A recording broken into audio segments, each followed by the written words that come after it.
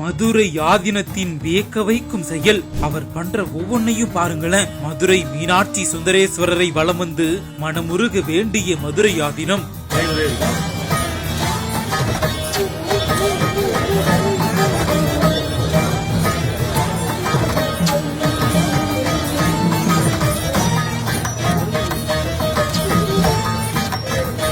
உலக பிரசித்தி பெற்ற அருள்மிகு மீனாட்சி சுந்தரேஸ்வரர் திருக்கோவிலின் சித்திரை திருவிழா கடந்த 29ஆம் தேதி தொடங்கி கோலாகலமாக நடைபெற்று வருகிறது. ஒவ்வொரு நாளும் காலை மற்றும் மாலை வேளைகளில் சுவாமி மாசி வீதிகளில் வலம் வந்து பக்தர்களுக்கு அருள் பாலித்து வருகிறார். இந்த நிலையில் 8ஆம் நாள் திருவிழாவை முன்னிட்டு அன்னை மீனாட்சி சுந்தரேஸ்வரர் தங்கப்பல்லக்கில் எழுந்தருளிய நிலையில் மதுரை ஆதீனமடம் அருகே எழுந்தருளிய போது ஆதீனமடம் சார்பில் மீனாட்சி சுந்தரேஸ்வரருக்கு மாலை சாற்றப்பட்டு தீபாராதனை காட்டப்பட்டது. தொடர்ந்து மதுரை ஆதீனம் சுவாமி தரிசனம் செய்த பிறகு அன்னை மீனாட்சி சுந்தரேஸ்வரர் எழுந்தருளிய தங்கப்பல்லக்கை ஒரு முறை வலம் வந்து வணங்கினார்.